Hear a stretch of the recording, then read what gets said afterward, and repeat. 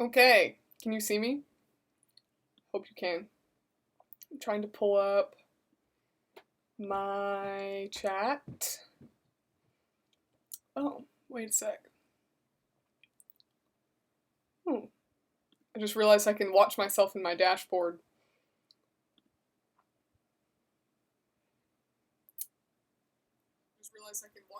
Oh, there's me talking. Be quiet.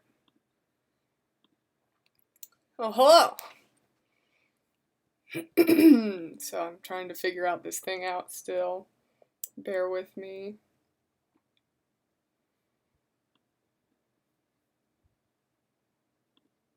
So, I'm gonna keep reading. Same book. Hold on, moving you around. There we go. That light over there bothers me. I feel like it's an eyeball glaring at you. So I'm gonna try and sit in front of it. Nope. It's not gonna work. Oh wow. There we go. Well, I have to sit you here because you'll just have to deal with that light over there. Sorry. You're watching me get set up. So unprofessional. Alright, so, recap for this book, which props to old library books, because that's what this is. This is from, oh wait, oh yeah, thank you, Kingston Frontenac Public Library, for your support of this stream. So, recap of this book, we're on chapter 6. I know it's been forever since I last streamed, and my, stream is gone from Twitch, so, because I didn't save it. So I'm probably going to have to, if I want to save all these videos, I'll have to go back and I'll have to restream the first 5 chapters. We're on chapter 6. Up until this point, if you guys weren't, you guys were at the last one, but for you people rewatching this, thank you. I like this shirt too. Space Ranger Academy. Because I went there. Because I'm a Space Ranger. Hello officially, Rob. But anyways, recap of this book. So, Enola Holmes is the sister of Sherlock and Mycroft Holmes. And her mother, she was raised by her mother, and her mother, on her birthday, went missing. Left, and just didn't come home. So, she, called her brothers in and to let them know, and then found out that her mom had been, if I remember all this correctly, her mom had been getting money from Mycroft and not using it for what she said she was going to use it for. So all that money's missing, and she just up and left, and nobody knows where she is. And Mycroft and Sherlock have decided, let's see, what did she say? Oh, that she was going to go to, they were going to send her to boarding school. Because they technically have, you know, social custody of her without her mom being in the picture. So, I did, yes, thank you. The buzz, is pretty great there. If you, they have a space bar, it's fantastic. So, it was light years ahead of our time. Their space bar's great. You can get a buzz with a buzz there.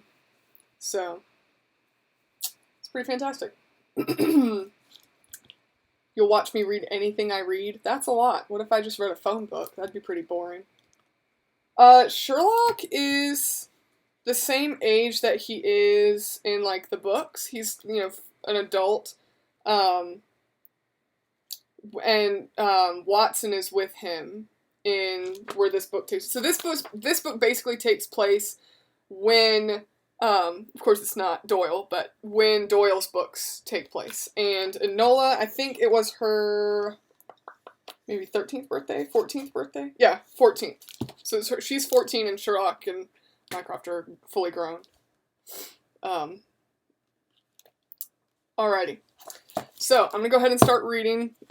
Feel free to chat amongst yourselves, and I will catch up when I can. So,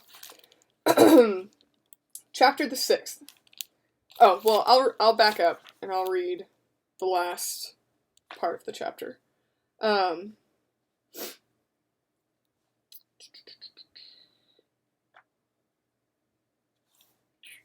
So she just found out that her brothers are going to try and send her to boarding school. All of this passed through my mind in an instant as my fork dropped to my plate with a clatter.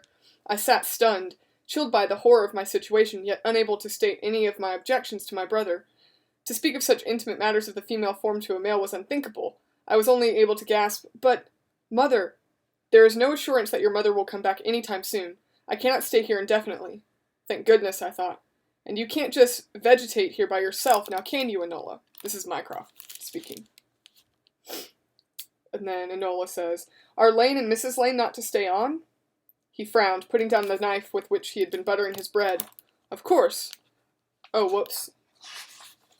My pages stuck together and I backed way up. Hold on. We're not going to back up that far. I was about to say.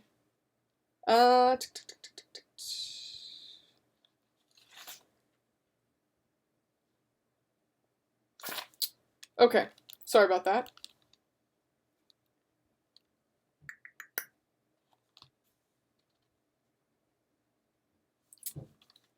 Alright.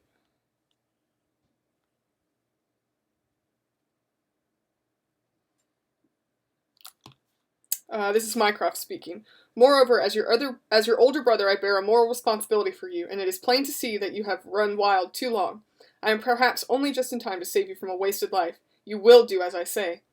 In that moment I understood exactly how Mum had felt during those days after my father's death, and why she had made no attempt to visit my brothers in London, or welcomed them into Ferndale Park, and why she had tricked money out of Mycroft. I stood up. Dinner no longer appeals to me. You'll excuse me, I'm sure. I wish I could say I swept with cold dignity out of the room, but the truth is, I tripped over my skirt and stumbled to the stairs. Chapter the 6th. That night I could not sleep. Indeed, at first I could not even be still. In my nightgown, barefoot, I paced my bedroom, as I imagined a lion at the London Zoo might pace his cage. Later, when I turned my coal oil lamp low, put out my candles and went to bed, my eyes would not close. I heard Mycroft retire to the guest bedroom. I heard Lane and Mrs. Lane tread upstairs to their quarters on the top floor, and still I lay staring at the shadows. The whole reason for my distress was not obvious as may at first appear. It was Mycroft who had made me angry, but it was my changing thoughts about my mother that made me upset, almost queasy. It feels very queer to think of one's mother as a person like oneself, not just a mum, so to speak. Yet there it was. She had been weak as well as strong. She had felt as trapped as I did. She had felt the injustice of her situation just as keenly. She had been forced to obey, as I would be forced to obey. She had wanted to rebel, as desperately as I yearned to rebel, without knowing how I ever would or could. But in the end she had managed it. Glorious rebellion. Confound her! Why had she not taken me with her? Kicking off the covers to lunge out of bed, I turned up the oil lamp, stalked to my desk. Its border of stenciled flowers did not cheer me now. Seized paper and pencil from my drawing kit, and drew a furious picture of my mother, all wrinkles and jowls, with her mouth a thin line going off on her 3 stories in a basement hat, and her turkey black jacket, flourishing her umbrella like a sword, while the train of her ridiculous bustle trailed behind her. Why had she not taken me into her confidence? Why had she left me behind? Oh, very well. I could understand, however painfully, that she had not wanted to trust a young girl with her secret. But why had she not at least offered me some message of explanation or farewell? And why, oh why, had she chosen to leave on my birthday? Mum never in her life took a stitch without thread. She must have had a reason. What could it be? Because... I sat bolt upright at the desk, my mouth agape. Now I saw. From Mum's point of view. And it made perfect sense. Mum was clever. Clever, clever, clever. She had left me a message. As a present. On my birthday. Which was why she had chosen that day of all days to leave. A day for the giving of gifts so no one would notice. I leapt up. Where had I put it? I had to light a candle to carry with me so I could look around my bedroom. It was not on the bookshelf. It was not on any of the chairs, or my dresser, or my washstand, or my bed. It was not perched on the Noah's Ark or the rocking horse hand-me-downs from my brothers. Confound my stupid, muddled head. Where had I put... There. In my neglected dollhouse of all places, there it was.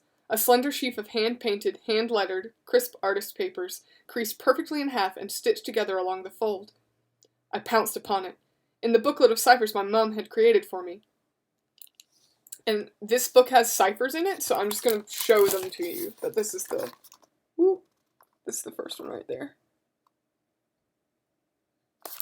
So, in my mother's flyaway lettering.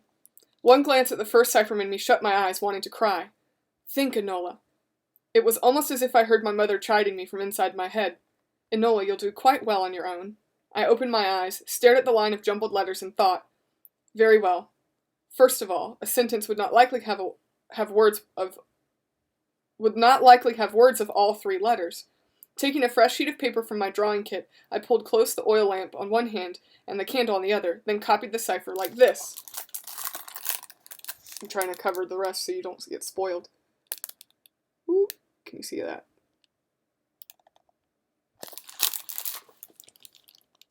The first word sprang out at me. Alone. Or was it Enola? Try it backwards. And then here it is backwards. Ooh.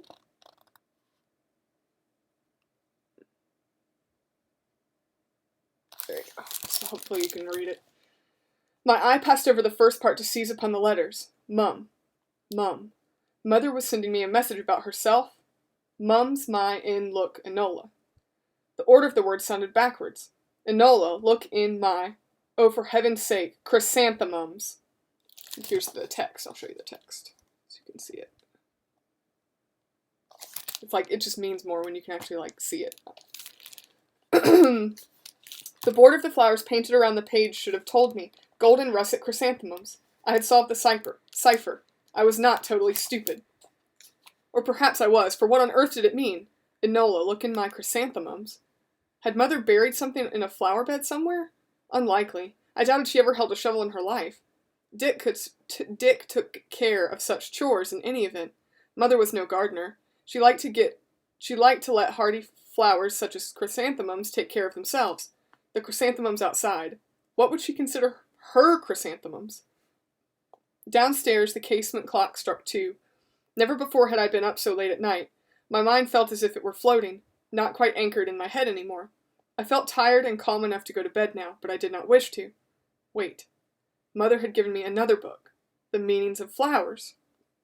Reaching for it, I consulted the index, then looked up chrysanthemum. The bestowing of chrysanthemums indicates familial attachment and, by implication, affection. Implied affection was better than nothing. Idly, I looked at the sweet pea blossom. Goodbye and thank you for a lovely time, a gift made upon departure. Departure. Next, I looked up thistles. Defiance. Grimly, I smiled. So Mum had left the message after all. Departure and defiance in the Japanese vase, in her airy sitting room with 100 watercolors on the wall. Watercolors of flowers. I think what she's talking about, since it's been so long since I read the last bit, is the sweet pea blossoms and the thistles were left, like, dying in a vase in her mom's room. So, when they looked in her room, that was there. So, her mom was leaving her that message. Sorry. Side exposition. I blinked, in her airy sitting room with 100 watercolors on the wall. Watercolors of flowers. I blinked, smiling wider.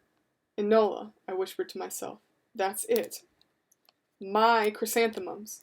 Mum's that Mum had painted, and framed, and displayed on the wall of her sitting room. I knew. Without an inkling how anything could be in a Mum painting, or what it might be, I knew that I had understood rightly, and I knew that I must go and see. This very moment, at the darkest hour of night, when no one else, especially not my brother Mycroft, would know. Girls are supposed to play with dolls. Over the years, well-meaning adults had provided me with various dolls. I detested dolls, pulling their heads off when I could, but now I finally found a use for them. Inside a yellow-haired doll's cranium, I hid the key to my mother's rooms. It took me only a moment to retrieve it. Then, lowering the wick of the oil lamp and carrying my candle with me, I softly opened my bedroom door. My mother's door stood on the opposite end of the hallway from mine, and directly across from the guest room, where my brother Mycroft lay sleeping. I hoped he was sleeping. I hoped he was quite a sound sleeper. Barefoot, with a candlestick in one hand and my precious key in the other, I tiptoed down the hallway. Issuing from Mycroft's closed bedroom, door came an uncouth drone rather like that of a hog lying in the sun. Evidently, my brother snored. A good indication was that he was indeed asleep. Excellent. As silently as possible, I inserted and turned the key in the lock of my mother's door. Still, the bolt snicked. And, as I turned the knob, the latch clicked. A snort interrupted the rhythm of Mycroft's snoring. Looking at his bedchamber door over my shoulder, I froze. I heard some wallowing sounds as if he were turning over. His bedstead creaked. Then he snored on. Slipping into Mum's private parlor and closing the door behind me, I breathed out. Lifting the candle, I looked up at the walls. So many watercolors my mother had painted of so many different sorts of flowers. I searched the 4 walls, straining my eyes to see the pictures in the wan candlelight. At last I found a rendition of chrysanthemums, russet and gold like the ones in my cipher book. Standing on tiptoe, I could reach the bottom of the frame, a fragile one, carved like the furniture in my mother's room to resemble sticks of bamboo, their ends crossed and projecting. Gently I lifted the frame, coaxing its wire off the nail to take it down. I carried it to the tea table, where I set my candle beside it and studied it. Enola, look in my chrysanthemums. Often enough I had seen Mum frame her pictures. The frame itself came first, face down on the table. Then the glass, very clean. Then a kind of inner frame cut out of thick tinted paper. To this the top edge of the watercolor was lightly gummed, then a backing of thin wood painted white. Tiny nails driven edgewise into the frame held everything in place, and finally my mother would paste brown paper over the back of the frame to hide the nails and keep out dust. I turned the chrysanthemum piece over and looked down at the brown paper. Taking a deep breath, I pried at one corner with my fingernails, trying to peel the paper off in one piece. Instead, a long strip of brown tore away. But never mind. I saw something nestled at the bottom of the picture between the brown paper and the wooden backing. Something folded. Something white. A note from Mum. A letter explaining her desertion, expressing her regrets and her affection, perhaps even inviting me to join her. With my heart pounding, please, please, and with my fingers shaking, I fished out the rectangle of crisp paper. Trembling, I opened it. Yes, it was a note all right, from Mum, but not the sort of note which I hoped. It was a Bank of England note for £100. More money than most common folk saw in a year. But money was not what I wanted from my mother. I must admit that I cried myself to sleep, but sleep I did, finally, straight through the next morning, and no one disturbed me except that Mrs. Lane came in once and woke me to ask whether I felt ill. I told her no, I was just tired, and she left. I heard her say to someone, probably her husband, in the hallway, "She's in a state of collapse, and no wonder, poor lamb." When I awoke in the early afternoon, although very much wanting both breakfast and luncheon, I did not at once leap out of bed. Instead, I lay still for a moment and made myself consider my situation with a clear head. Very well. While not what I had hoped for, money was something. Mum had secretly given me a considerable sum, which she had gotten, no doubt, from Mycroft, by deceitful means. Was it proper for me to keep it? And was not any money that Mycroft had ever earned? Rather, as far as I could understand it, it was money that settled on him for being father's firstborn son. It was the inheritance of a squire, centuries' worth of rent money, with more coming in every year. And why? For the sake of Ferndale Hall and its estate. In a very real sense, the money, like the chandeliers, did go with the house, which was, or should be, Mother's house. Legally, the money was neither Mother's nor mine, but morally, many, many times Mum had explained to me how unfair the laws were. If a woman labored to write and publish a book, for instance, any money it earned was supposed to go to her husband. How absurd was that? How absurd, then, would it be for me to give that £100 note back to my brother Mycroft just because he had been born first?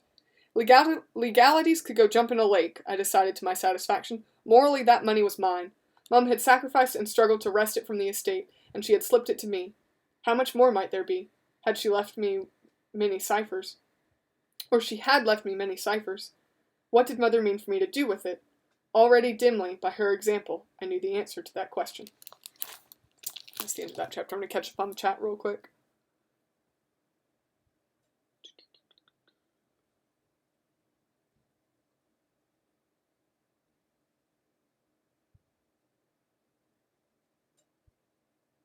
You guys are like typing out the ciphers. It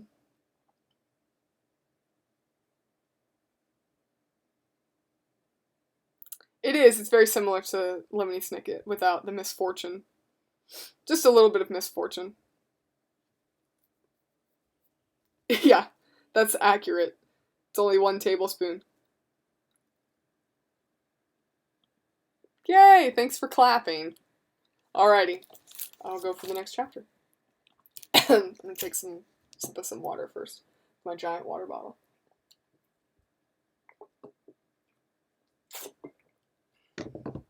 Oops, spilled water on my desk.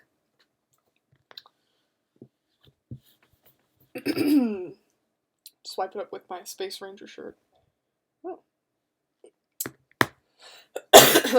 Well, did you solve it with Enola? You should have. Yes, I am going to upload this to YouTube. What I think I'm going to do is just save them to my desktop until I have a chance to like restream the first 5 chapters, and then I'll post them all up to YouTube so they'll be in order. Is I think what I'm going to do. And maybe I'll get rich and famous because this movie's going to be coming out eventually, so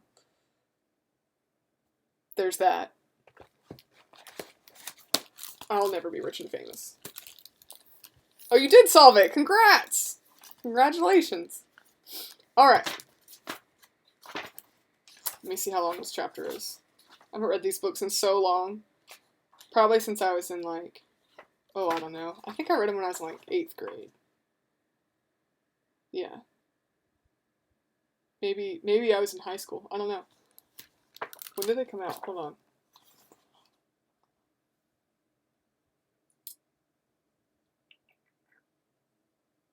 2006. So yeah, I was probably in high school when I read these. Alrighty. Yes, I will want your help. That would be fantastic. So, yes.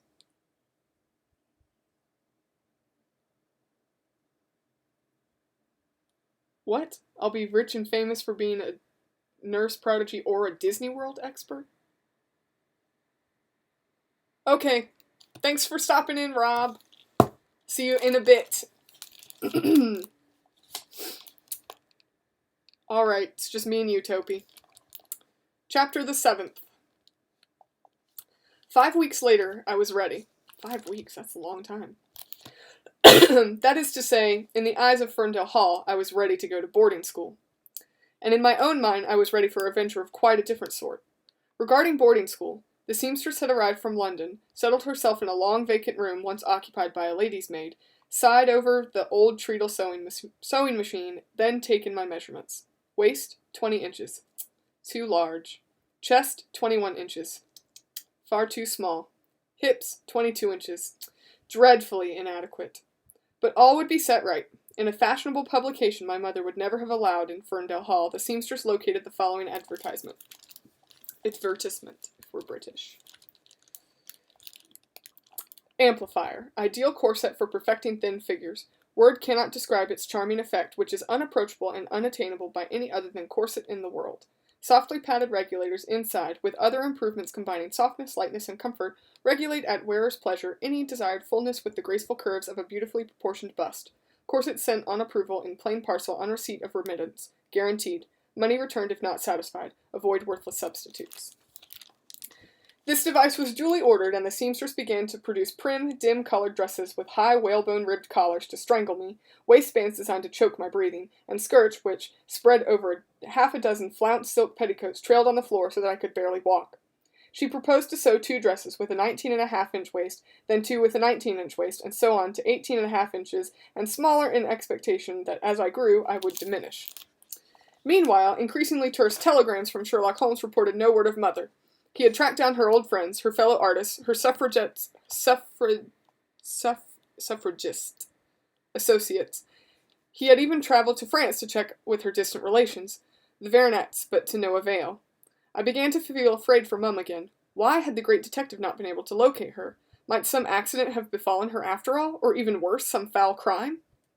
My thinking changed, however, upon the day the seamstress completed her first dress, at which time I was expected to put on the ideal corset, which had arrived, as promised, in discreet brown paper wrappings, with frontal and lateral regulators, plus, of course, a patent dress improver, so that never again would my back be able to rest against that of any chair I sat in.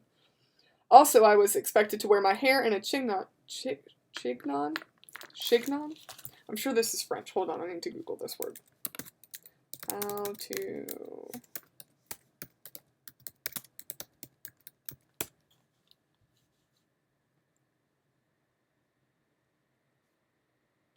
Okay, here we go. Here's the U.S. Hold on, one sec. Xinyan. There we go. Because this word appears like 15 times in these books. Xinyan. Lost my place. Also, I was expected to wear my hair in a xinyan, secured with hairpins that dug into my scalp, with fringe of false curls across my forehead, similarly skewered. As my reward, I got to put on my new dress and, in new shoes just as torturous, toddle around the hall to practice being a young lady. That day I realized with irrational yet complete certainty where my mother had gone. I realized with irrational yet complete certainty where my mother had gone.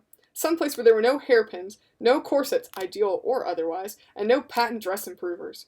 Meanwhile, Brother Mycroft sent a telegram reporting that all was arranged. I was to present myself at such and such a finishing school, House of Horrors, on such and such a date, and instructing Lane to see my getting there. It's like filet mignon. Xinyan. I know, it's a fancy hair bun. I figured that out. Hi, Riddy! Welcome to the party. Thanks for coming. Thanks for joining.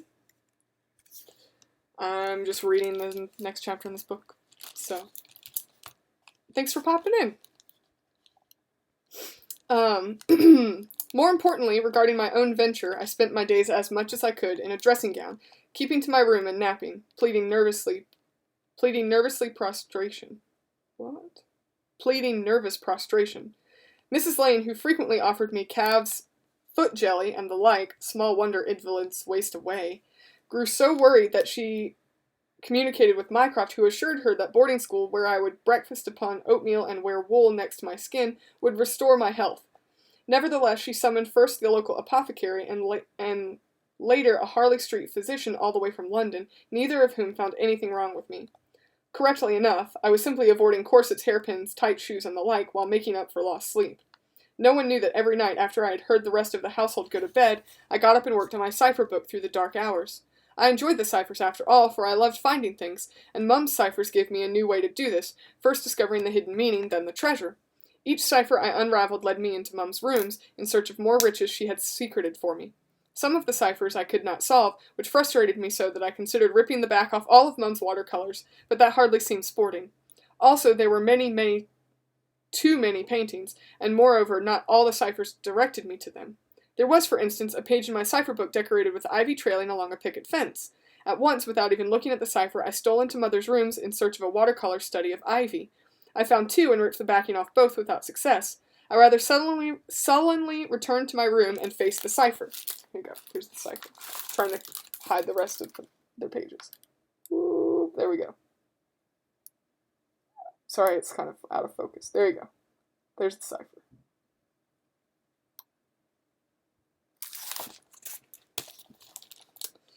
What in the world?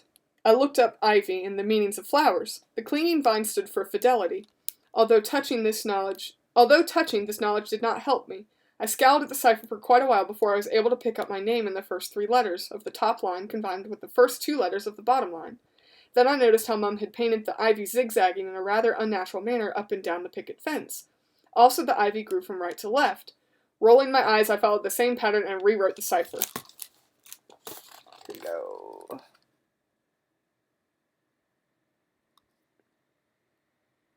Ooh, I feel bad, it's like not completely in focus. Knob's bed my in look, Enola. Or, reading the words from right to left, whoop, Enola, look in my bed knobs. Off I went, tiptoeing through the night to remove the knobs from Mum's bed and discovered that an astonishing amount of paper money can be stuffed inside brass bedposts. I, in turn, had to find clever hiding places within my bedroom so that Mrs. Lane's occasional invasions with dustcloth would discover nothing. My curtain rods, made of brass like Mother's bed, with knobs at the end, served this purpose. And all of this had to be done before the Lanes rose at dawn. Altogether, my nights were far more active and satisfactory than my days. I did not ever find what I most desired, any note of farewell, affectionate regard, or explanation from Mum. But truly at this point, not much explanation was needed. I knew that she had practiced her deceptions for my sake, at least in part, and I knew that the money she had so cleverly slipped to me was meant to give me freedom. Thanks to Mum, therefore, it was a surprisingly hopeful, if nervous, state of mind that one sunny morning late in August I mounted to the seat of a conveyance that was to take me away from the only home I had ever known. Lane had arranged with a local farmer for the loan of a horse and a kind of hybrid contraption, or trap, a luggage wagon with an upholstered seat for me and the driver. I was to travel to the railway station in comfort, if not in style. "I hope it doesn't rain," Mrs. Lane remarked, standing in the drive to see me off. It hadn't rained in weeks, not since the day I had gone searching for my mother.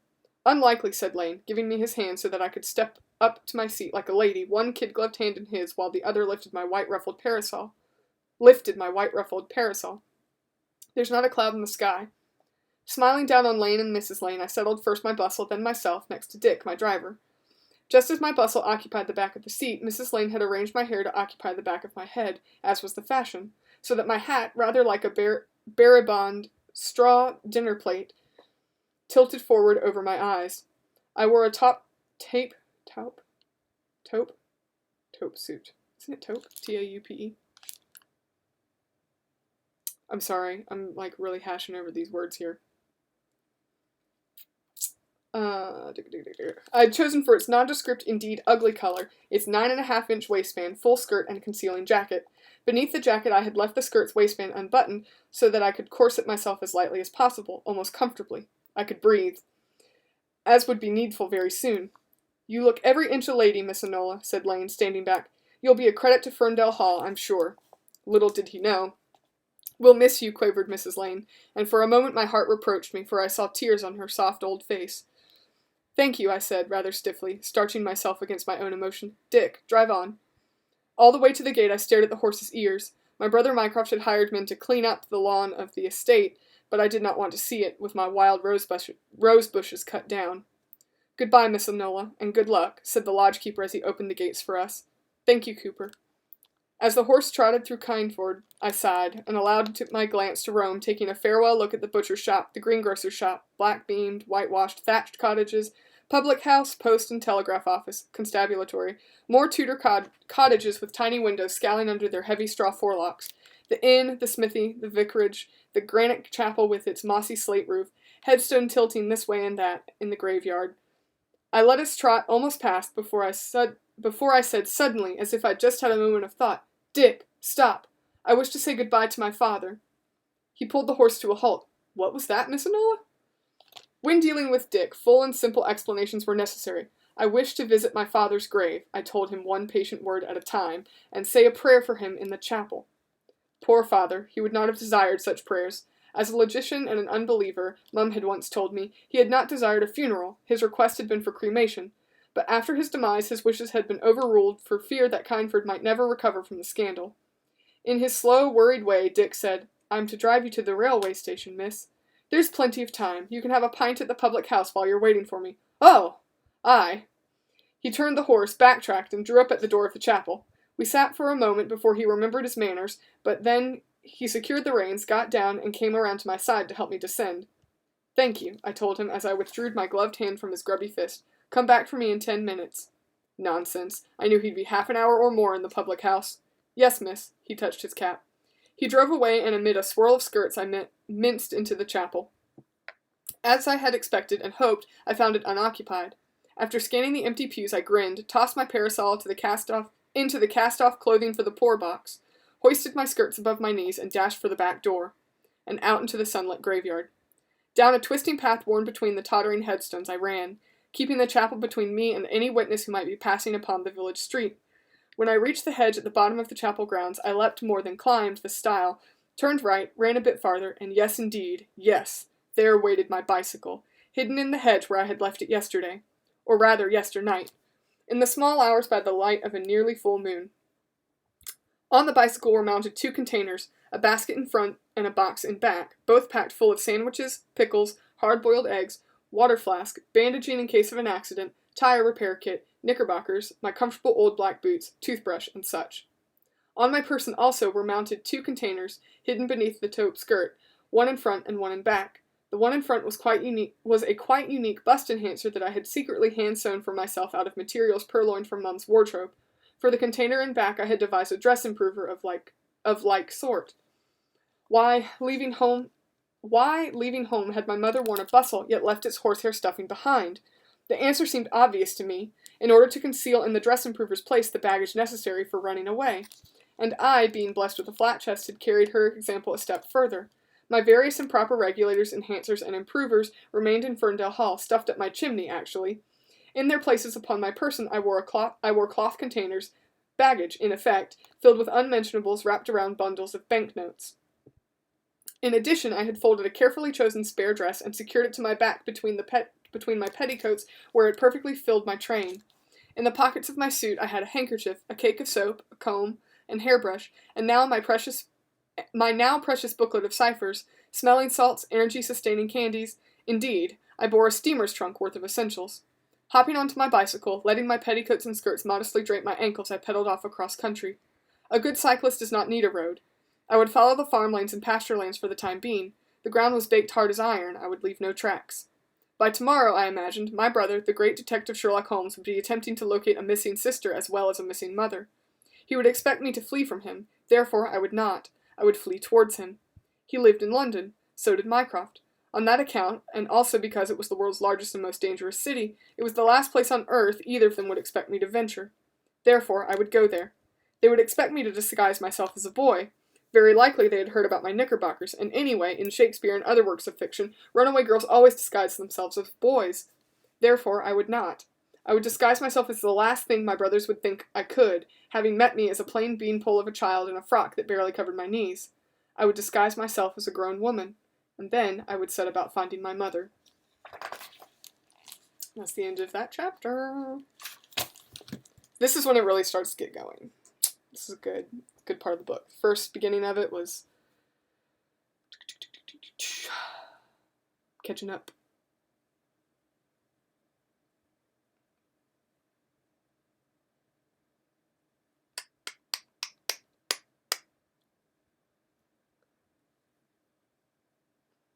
Taupe. That's what I thought. I thought it was taupe.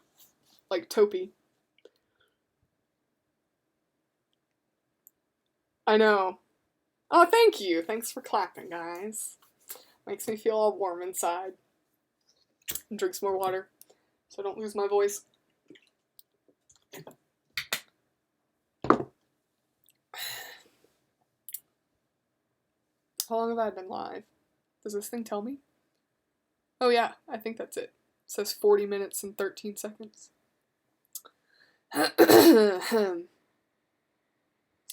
So, I think I'm going to do another chapter. What time is it? 7 o'clock. I'm going to do maybe another chapter, maybe 2. We shall see.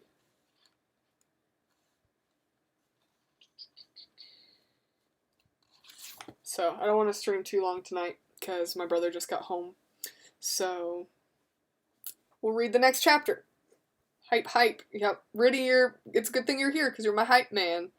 Hype man. I'm going to call you my hype man even though you're not a man.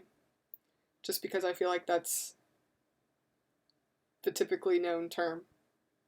So, hope you're okay with that. And Toby, you always hype me because you're my best friend, but, you know. Riddy's my hype man, so that's just like her designated position. Extra hype man. Hype lion. No, hype man. Hype man. Alright.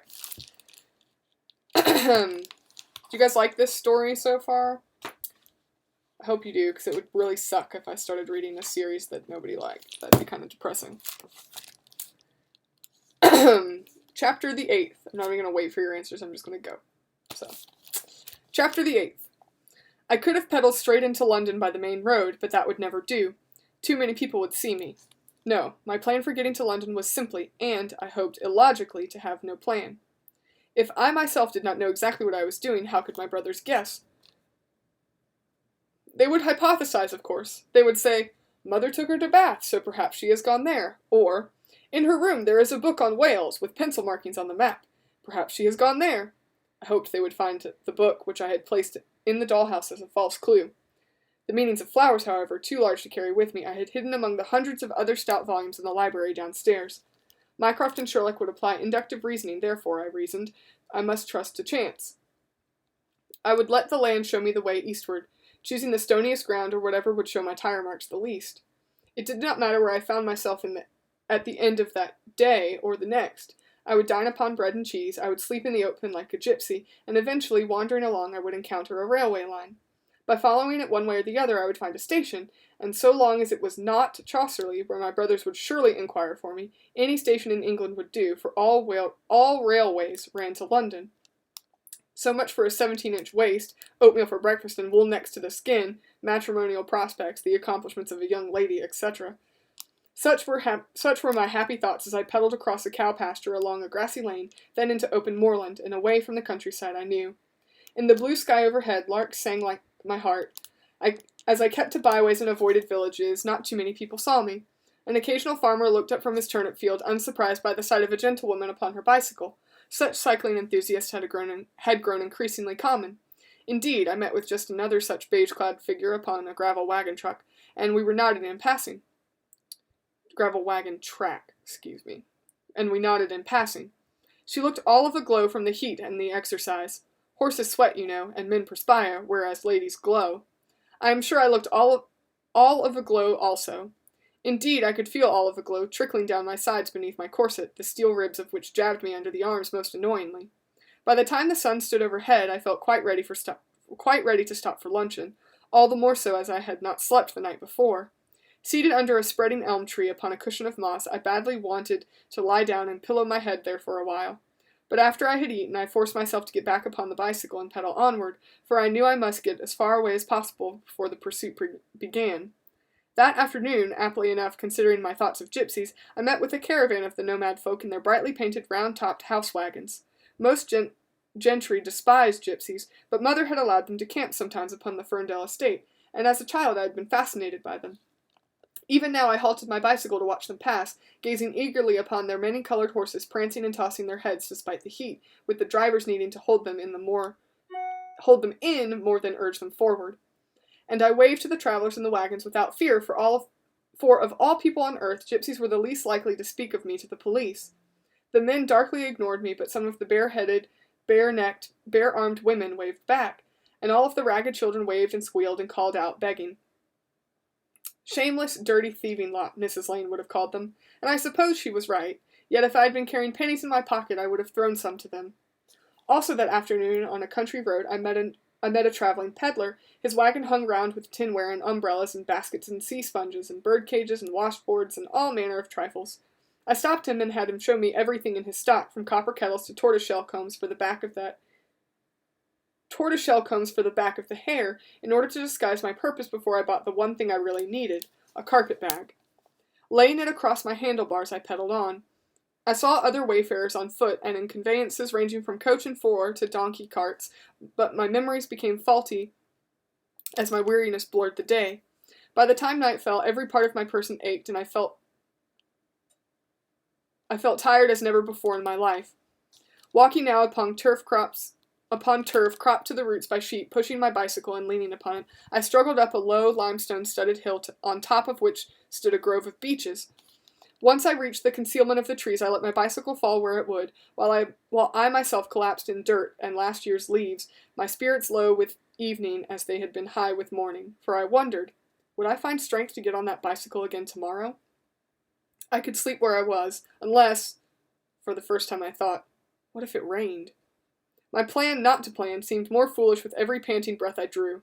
After I had despaired for a while, I managed to stagger up and in the concealing darkness take off my hat, hairpins, and the baggage I carried on my person, along with my tormenting corset.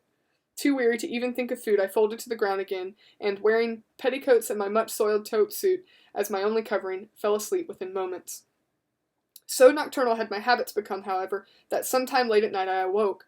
No longer the least bit sleepy, I felt famished, but there was no moon tonight. The sky had clouded over. It might indeed rain, and without moonlight or even starlight I could not see to find myself the food I had packed in the box on the bicycle, nor could I see to find, for the sake of light, the tin matches I had stupidly left in the same place. I would consider myself fortunate if I stumbled upon the bicycle at all. Curses, I muttered naughtily, feeling beech twigs scratch my face and catch up my clothing as I lurched to my feet. But the next moment I forgot about food. I stood staring, for at no great distance I saw light. Gas lamps. Glimpsed between the trunks of the hilltop trees, they twinkled in the distance like earthbound stars. A village. I had come up to one side of the hill, not knowing, and too weary to realize that a village lay on the other side. A town, rather, being large enough to have gas laid on. A town with, perhaps, a railway station? And even as I thought it, there came floating to my ears across the dark of night a train's whistle, long tenor call. Very, very early the next morning, I stole out of the beech woods, so early I hoped that few, if any, folk would catch sight of me. Not that I was afraid anyone would recognize me. It was just that it would look a bit odd for a well-dressed widow on foot with a carpet-bag to emerge from such primitive lodging. Yes, a widow. Head to toe, I wore the black garb of mourning I had taken from my mother's closet. The costume, by indicating that I had been married, added a decade or more to my age, yet allowed me to wear comfortable old black boots, which would not be noticed, and my hair in a simple bun which I could manage. Best of all, it made me nearly unrecognizable. Hanging from the brim of my black felt hat, a dense black veil enveloped my entire head, so that I looked rather as if I intended to raid a beehive. Black kid leather gloves covered my hands, and I made sure of this detail as I lacked a wedding ring, and dull black silk covered me from my chin to my black-booted toes. 10 years ago, Mum had been thinner, so her dress fit me nicely with my corset barely tightened at all. Indeed, no corset would have been necessary if it were not to support my improvised baggage in the necessary areas. What I'd packed on the bicycle I now carried in the carpet-bag or in my pockets. Disliking to dangle a reticule, my mother had provided all her dresses with ample pockets for a handkerchief, lemon drops, a shilling, and pence, etc. Blessings be upon the stubbornly independent head of my mother, who was also the one who had taught me to ride a bicycle. I regretted having to abandon that faithful mechanical steed to the beech woods, but I most certainly did not regret abandoning my very ugly taupe suit.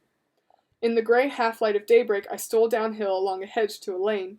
Very stiff from yesterday's exertions, I realized that my aches and pains were actually a blessing. They forced me to walk slowly. Thus, at a ladylike gait, in keeping with my disguise, I made my way along to the lane of a gravelled road, and so into town.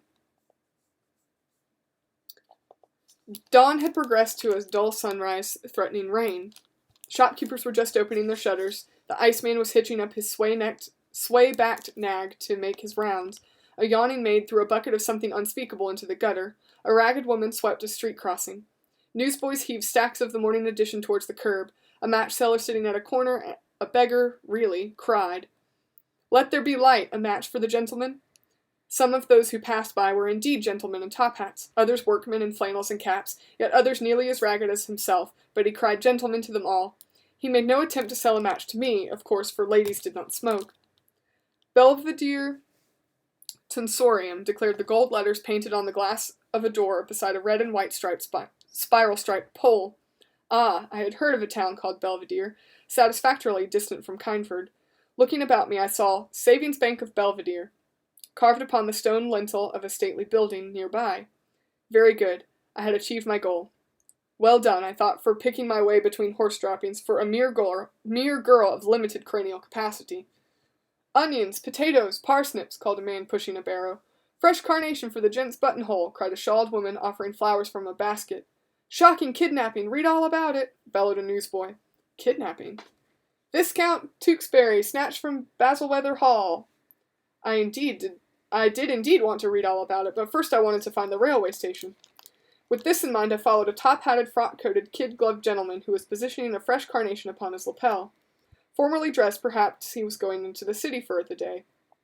Affirming my hypothesis soon, I heard the rumble of an approaching engine crescendo to a roar that shook the pavement beneath my boots. Then I could see the peaked roof and turrets of the station, with the clock in its tower reading just 7:30, and I could hear the shriek and whine of brakes as the train pulled in. Whether my unwitting escort traveled to London I will never know, for as we approached the station platform my attention was taken up by a scene unfolding there. A gawking crowd had gathered. A number of constables formed a line to keep the onlookers back, while yet more officials in blue uniforms strode forward to meet the newly arrived train, an engine pulling a single car importantly labeled Police Express. Out of this stepped several men in traveling cloaks. These swept the ground impressively enough, but the ear-flaps of the matching cloth caps done up in bows atop their heads looked like little bunny ears. Quite silly, I thought, as I started to edge through the crowd towards the ticket window of the station. As if I had walked into a pot on the boil, all around me bubbled excited voices. It's Scotland Yard, right enough. Plainclothes detectives. I heard they sent for Sherlock Holmes, too. Oh, my goodness. Halting eagerly, I listened. But he won't come. He's called away by family. The speaker passed by, confounded, and I heard no more of my brother, although other babble aplenty. My cousin's the second assistant upstairs maid at the big house. The Duchess has gone clean out of her head, folks say. And she says and the Duke is fit to be tied. Old Pickering at the bank says they're still waiting for a ransom demand. Who'd want the boy if not for ransom? It would seem that the shocking kidnapping had taken place close by. Indeed, watching the detectives pile into quite a lovely landau, I saw them being trotted off toward a green park not far beyond the railway station. Above the trees rose the grey Gothic towers of, from the talk of me, Basilweather Hall. How interesting. But first things comes first, I must purchase a ticket. However, according to the large schedule posted upon the station wall, there would be no lack of trains to London, every hour or so, all day and into the evening. Duke's son gone missing! Read all about it! Shrieked a newsboy standing beneath the schedule. While no believer in Providence, I had to wonder how chance had placed me there, on this scene of crime, and my brother, the great detective, elsewhere. My thoughts became unruly, and their lure irresistible. Abandoning my attempt to reach the ticket window, I bought a newspaper instead. That's the end of the chapter.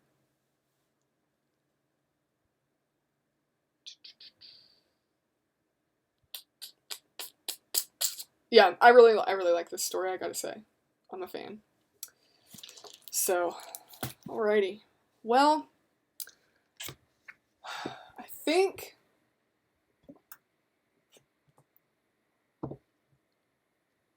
the newsboy does make me think of Newsies. Oh, thanks for clapping. I think, oh crud, I just spilled water on my book. I think I might call it there, guys. But don't worry, I'm going to save this stream, and, so I won't lose it like the last one. But that was 4 chapters? No, 3 chapters. Yeah. Oh, no. Oh, with my water on the book, that's what you're talking about. It's okay. I just dried it off with my t-shirt, so we're good. Thank you guys for coming and listening, even though it's just 2 of you, I don't care. I appreciate anyone that's willing to listen. I like sharing books with people, and especially because I don't get to read them a whole lot lately, this is kind of the only chance I get. So thank you guys so much for coming. I hope to try and do this, I would like to try and do this maybe once a week. Maybe Saturdays would work out kind of nicely. But we'll see. I'm not going to set a schedule or anything, but just kind of some personal goal there, just to throw it out there. But thank you guys for coming. If you like this, specifically, let me know if you want to listen to it more often, or if you know of anybody else that was at the last stream that couldn't make it this time that would want to hear it more often. Let me know, because I'd be happy to do it more if more people wanted it. I just need to be able to set that time aside. So thank you guys for coming. I appreciate it. Have a good night. Have a good weekend. I will try. I think Rob might be streaming in a little bit. I'm going to try and pop in there. I'll definitely be at the Splatoon stream, Tori's Splatoon stream tomorrow. So, thank you guys so much. Have a good night. I love you. Take care.